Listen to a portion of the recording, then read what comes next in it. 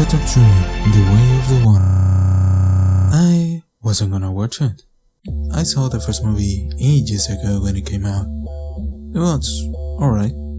But after 13 full years without any movie from James Cameron, many years of seeing CGI effects deflating in quality pretty much across the board in high-budget projects, and the very curious discourse surrounding this movie, which seems to be both the worst movie James Cameron has ever made, but also the best blockbuster made in years, but also what I just said but the full contrary. I kinda had to watch it. So Avatar 2, how was it? The movie doesn't waste any time to show the vistas in what state-of-the-art visual effects can actually achieve in current year. It starts with opulent and complex establishing shots, showcasing the forests of Pandora, with bright blooming sunlight rays slipping through the trees, to then have a close-up of Neytiri's face between the leaves of a tree, with the details in the eyes and the hair, and the distribution of spotlights and shadows moving through her CGI skin can be appreciated. It looks expensive. Everything from the most opulent establishing shot to the close-ups showcasing the CGI-made world and characters looks polished to mirroring reflection and as expensive as the enormous budget will imply, and it maintains that quality throughout the runtime.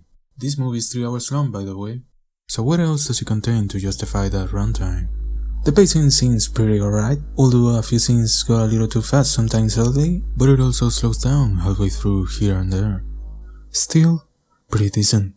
And when it comes to the storytelling, well, the story is pretty bland and clunky, so are the characters and the world building. This was also an issue the first movie had, but it has gotten worse this time around. The characters, for example, behave in really confusing ways that do not fit the little characterization we have gotten from them. Jake Sully calling humans sky people while being a human himself is a pretty good example on how easy it is to forget he's supposed to be a human, even though that will give him a different perspective in a lot of things, and create more interesting character dynamics. Instead, he just sounds like any other Navi, and issues like this permeate throughout the entire cast of characters. There is also weird drama and drama situated in weird situations, in part caused by the same inconsistent character writing. Like Loak, Jake's second son getting buff himself and his older brother in danger. They almost got themselves killed, while also disobeying Jake's direct orders. So Jake gets angry and grounds him, to later have Neytiri tell him he's too hard on them. A moment that feels just weird, and gives the impression that Neytiri likes the investment in her own son's security. Moments like this, where dialogue, attitudes, or character decisions, completely lacking in logic or consistency, will occur to sway the scene or the plot on a particular direction. It is not like James Cameron has lost it completely though. There's plot points and decisions scattered around here and there that are workable, which is probably alongside the top-tier visual effects, the reason why it's getting plenty of good reviews. But it is nonetheless rife with issues and missed opportunities, and a flimsy foundation. Which is kinda sad due to the fact that some of the pieces and elements present in the story could have been interesting to experiment with, like Jake having 2 very proactive teenagers and having to juggle between keeping them safe from or ready for the fight they're heading, or the character Spider, son of the villain Quaritch, living and being raised among the Navi until his own father appears and captures him. There was an opportunity to explore their dynamic, having your own son being raised by the enemy, having your father being your entire tribe's mortal enemy. The fact that they're not exactly father and son anymore, technically speaking. Speaking of which, what about the villains? The villains in the movie are villainy. They speak evil, with some flavor of military. If you think that is a hyperplane description, I'll let you know that I'm being as accurate and descriptive as one can be. To be honest, they just feel like cartoon conquistadors who just happen to have future technology. It's not like the first movie treated them with a lot of nuance either, but since that movie started with the main character on their side, some amount of nuance and exploration was present. Here, they do evil grins and go hurrah, which is unfortunate because just like in the case of the main character, they are avatars too. Nah, that's stupid, that's dumb. They are also avatars.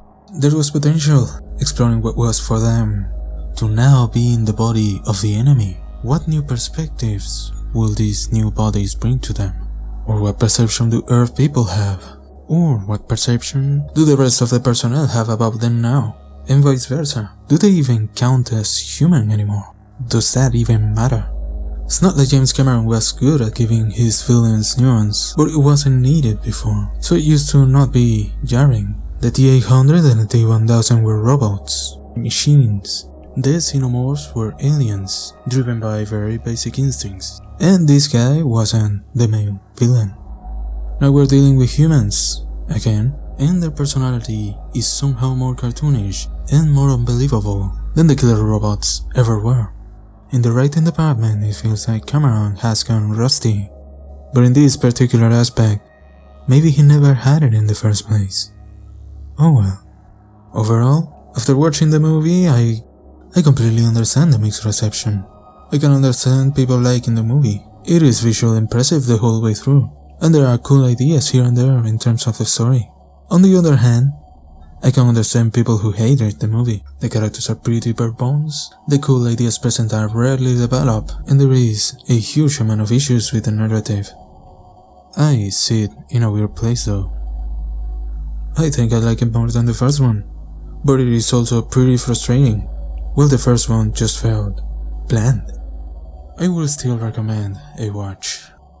Just a tacit, cautious one. I'll give it a 2 out of 4. Whatever your take was on the first movie, it will probably be shared by this one. If you like the first movie, you're surely gonna like this one. Maybe a little more, maybe a little less.